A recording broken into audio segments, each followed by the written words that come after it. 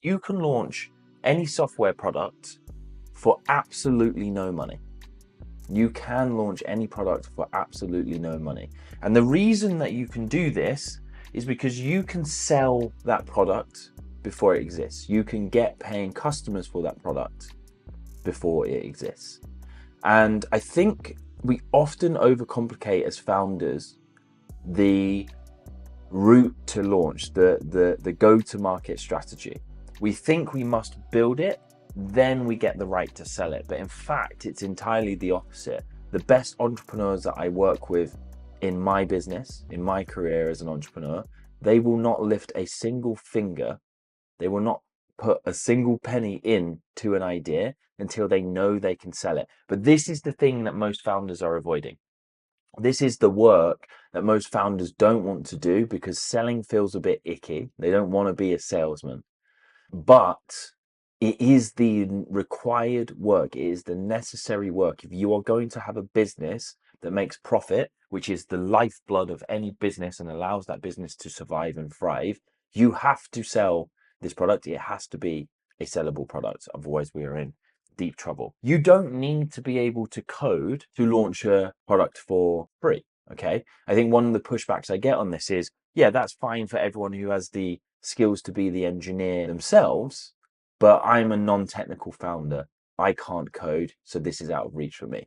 You absolutely can find a way to launch your product, create the vision, and sell it before it exists without being able to code. And I'm going to teach you how to do that today in this presentation. You do not need investors to say yes to your idea, to give you tons of money so that you can hire people who can build this thing for you, or you can go full-time in this role as a founder and get this thing built and launched. You do not need them at this stage. What we need is sales from your customers. What we need is early adopters and people who are excited about your product. What we don't need is you hiring 5 more bosses in the form of investors who are going to push you and drive you to grow at all costs. We had a video, which I'm sure Jack will link in a card somewhere up here on the YouTube video, about how VC investors will kill your business. We don't need you to hire 5 more bosses like we talk about in that video in the form of investors at this point. Investors are great for adding scale to your business. If you are pre-launch, you are not ready for scale at this point in time. I scaled a product to 2 million in annual recurring revenue, and we started that product with Google Sheets. This is where I got the lessons in the trenches with my customers that if we didn't sell before we built, we put ourselves in a very, very difficult position within the business. And even in the industry in which I did this in, which was a highly regulated industry, dealing with very, very sensitive data, when we really focused our minds, we were able to find a way to build a vision of a product for free, excite an early adopter base, get them on board with the mission and vision of our product, get them paying for it, and get them heavily bought into the continued development of that product. And so that is how we scaled to 2 million in ARR in just 12 months. We excited such a number of potential customers that they were absolutely incredibly keen to get on board as an early adopter and shape this product to their needs. And you can do the exact same thing with the minimal viable launch methodology, which is what I'm going to teach you a little bit about in this video today. So what is the plan? The 3 things you need to know to launch a product for no money down, to get customers before it exists, and to avoid the need to raise investment is this. You need to know the number 1 risk that you face as a startup or as any company launching any new product. There is a giant risk you face that you must mitigate. Otherwise, you are at real danger of failing for the most common reason that businesses fail, which we'll dive into. We will talk about what the minimal viable launch method is, exactly what you need to know from that to get going. And then we will talk to you about 4 key frameworks, mental models that you can use to level up your launch once you are post-launch, to continue to drive traction with this product, to continue to get more and more happy paying customers who start recruiting new customers for you as well. So that is the plan. Let's dive in. The number 1 risk that you face in your business It's the research from CB Insights, who did the post-mortems on, it's like 3,000 startup deaths. And they categorized why these startups actually went out of business. And what they found is the biggest category of reasons for businesses, identifying why they failed, was that they built a product there was no market want or need for. No matter how many times they tried to pivot, they could not find a product that people would happily pay them what they needed so that their company could thrive, their company could survive, and they could continue to innovate within the space that they were innovating in. So 42% of your competition are going to build a product that there is no market want or need for. This absolutely enrages me, or this I should say over here, absolutely enrages me, because there's many reasons that you can go out of business. Your co-founder can steal all the money in the accounts and run off, and you collapse as a result. The government can bring in legislation that means that you are unable to continue to properly exist in the space that you exist in at this point in time. There could be a financial crash and all of the funding dries up, or interest rates go sky high. There's a million reasons that your business can go out of business that aren't in your control, right? And we have 90% failure rates within the software world.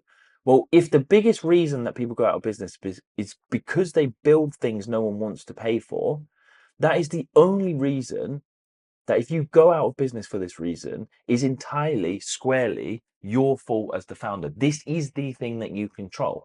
You control what problem your business is focused on solving. And if that problem is not something that the market wants to pay for being solved, you have no business innovating around that problem. And the market is always right. As much as we try to fight against that market, the market very clearly signals to you whether you are doing the right thing or not within your business. It will tell you by basically not having people reach into their pockets and pull out their wallets that you were wrong. Okay, so I want you to avoid this like the plague. This drives me nuts when I see people pivoting and flopping around like crazy once they've launched, because they didn't do the upfront work to work out what it is they should be doing in the first place. I saw this so often. We started to measure this data with every customer that comes to us and says, Lee, I've got a product idea, I want you to help me build it. And 82% at the time of this recording, 82% of our customers who come to us and say, Lee, I want to build this product, when we ask them the question, have you spoken to at least 5 people about this product, about this idea, before we invest money in building it? They say no. 82%. That leaves you a giant opportunity within the marketplace, where we know that most of your competition are going to go out of business because they built something no one wants. Most of your early startup competition have not done nearly enough validation on their ideas and are going to enter this phase of having to do rapid and painful pivots post-launch because they didn't do the hard work to work out what they should be innovating around in the first place. And I'm going to tell you, from having worked at some of the UK's biggest SaaS companies, that this problem is no better the bigger a company gets. So if you have a giant company in your market segment that you are terrified of, the one thing I can guarantee you is that there are customers in that market segment who are completely underserved by that business because they've consistently launched products that they haven't spoken to anyone about, because the exec team spends all of their time with their largest enterprise customers and not speaking to the customers who made the company what it is today. Okay, so we have those two opportunities right there. Third thing that I need to kind of tell you about is that people get stuck trying to raise hordes of cash that they don't need.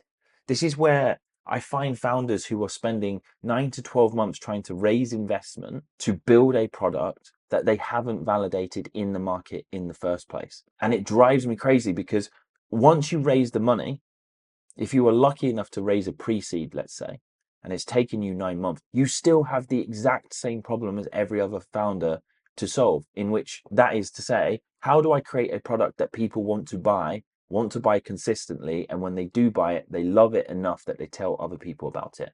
You've just delayed the journey of creating an actual business by 9 months by trying to raise a pre-seed round. And we don't need to do it, because you need exactly zero amount of investment to launch any product you can dream of. You don't need this money. We have this concept here, which we call the capital cost of learning. And the capital cost of learning is basically how you outcompete any company within your market. Okay. If we analyze this chart down here, we have the length of time it takes for you to release something to your customers so that you can get a reaction from the market and understand whether that is something that they want and need or whether it's something they're going to ignore and not pay for. Okay. And on the y-axis, we have the amount of investment that it is going to take in order for you to create, build, and launch that version of whatever it is that you're trying to launch so that you can get that feedback from the market. And the idea here is really smart companies operate on the bottom left-hand side of this graph, and companies that are massively at risk of going out of business and or being outcompeted by much smarter startups operate on the top right of this chart here. Do not launch any business, do not launch any product, do not even launch a feature within your product if you haven't spoken to customers about it, you haven't created a rough prototype for it, and that prototype can be a PowerPoint presentation, a Figma prototype, a video, or a kind of smoke and mirrors UI that you've created somehow, if you have the skills to do that, which gives the sense of what this thing is going to be. Do not launch anything until you've done that and made sure it's something that people want.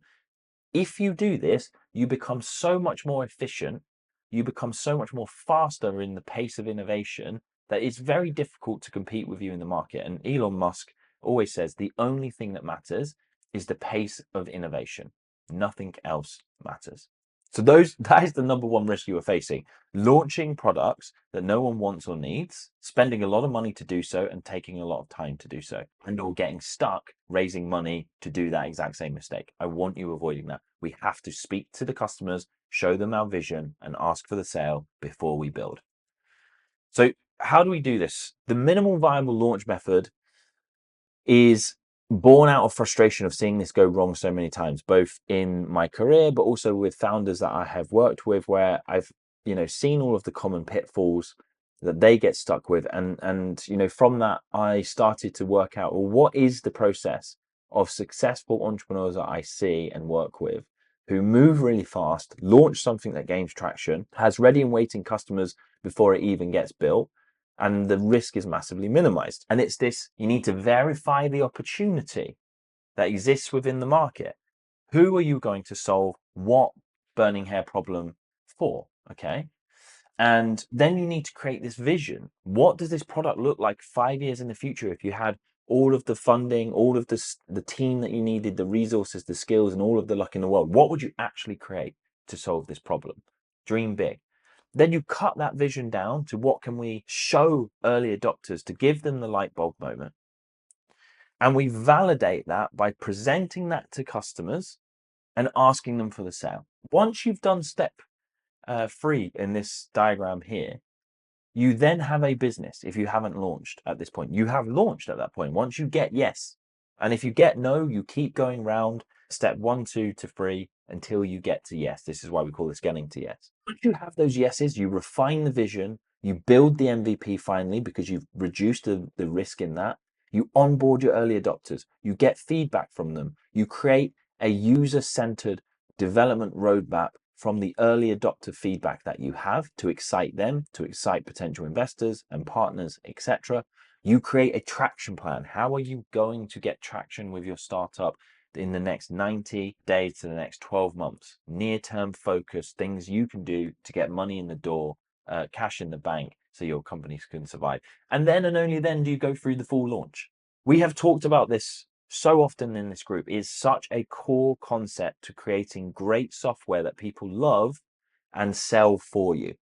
Okay. If you want your customers to sell your product for you for free in the world's most powerful marketing team, you need to be solving a burning hair problem. So what is a burning hair problem? We use this story to illustrate this point. Your customer's head is on fire. Okay. That is a painful and immediate and pressing problem. They need to solve this right now because they're in a lot of pain. And if they don't, not a great result is going to be left at the end of it. You have a bucket of horrible, disgusting, slimy, rusty, disease-ridden water, right?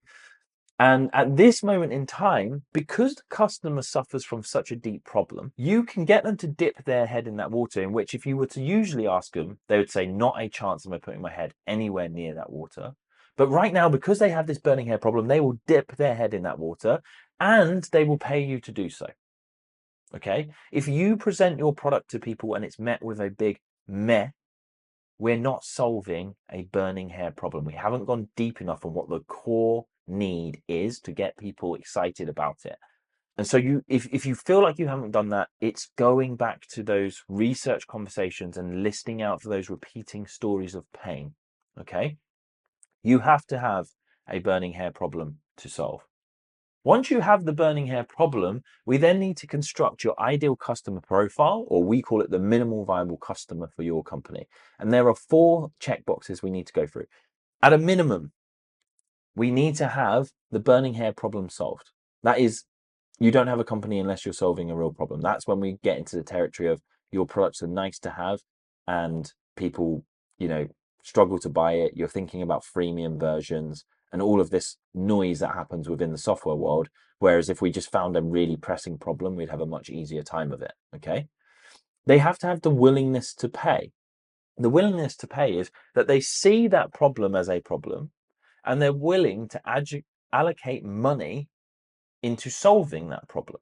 This looks like, say, for our business at the minimal viable launch, we don't tend to work with too many technical founders, if I'm honest with you, because they have a burning hair problem of not knowing how to launch a tech startup, but they don't have the willingness to pay because they like rolling their sleeves up and doing all of the development work and working this out.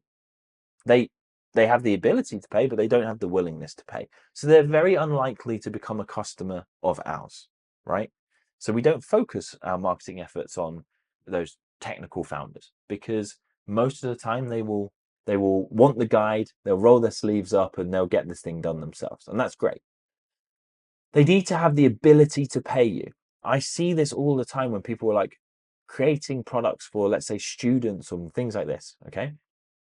Students are really difficult to market to because sometimes they don't control their own budget, or if they're like university students, their budget allocation is not on what the sensible product that you are trying to create to help them. Okay.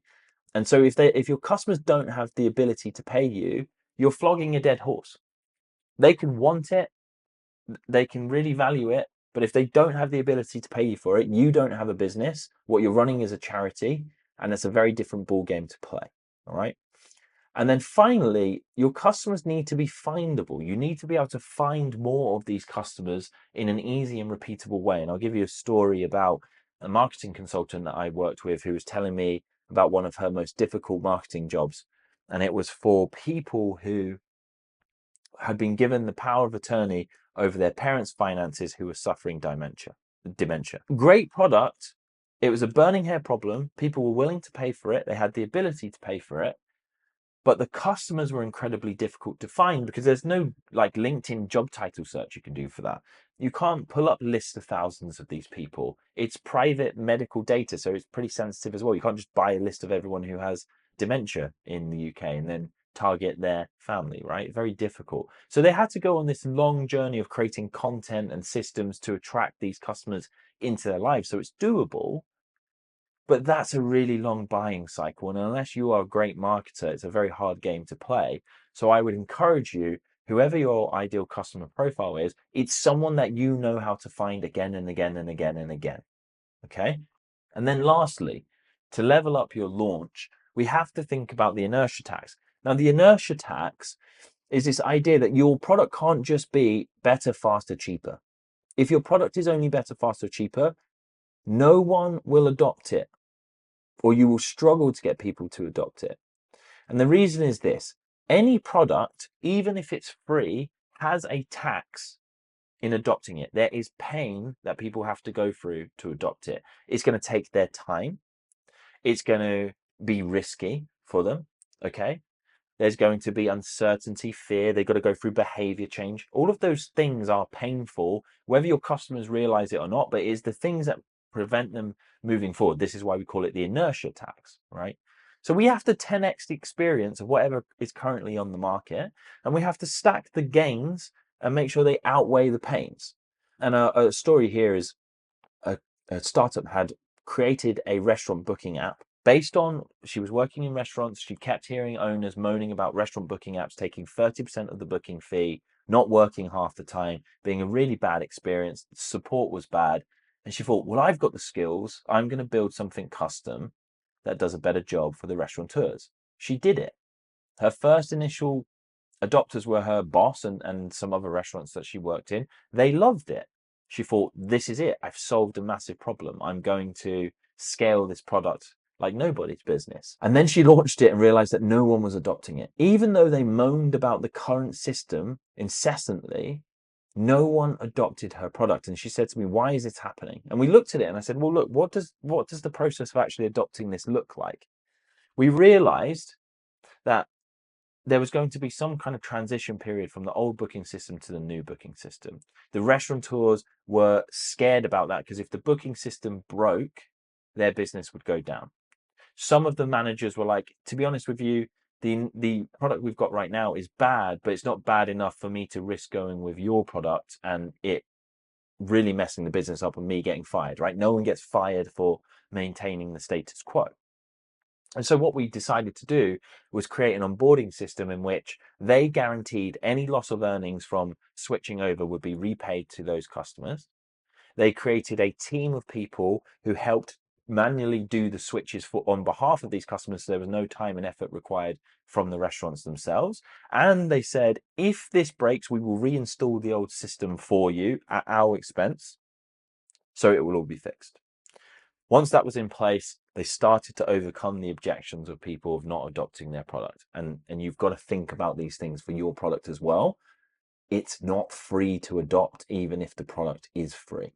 If you like what you have seen here, there is much more detail in the Minimal Viable Launch book. It goes into how to create those vision prototypes. It goes into how to have those sales conversations, those customer research conversations in much more depth than we have time for here on this call today. And if you have a product that you are stuck trying to launch and you want to create your own Minimal Viable Launch game plan for that product, scan this QR code. There's a link here. You can book in an hour session with myself where we will look at your product and we will map out the exact route that you need to take.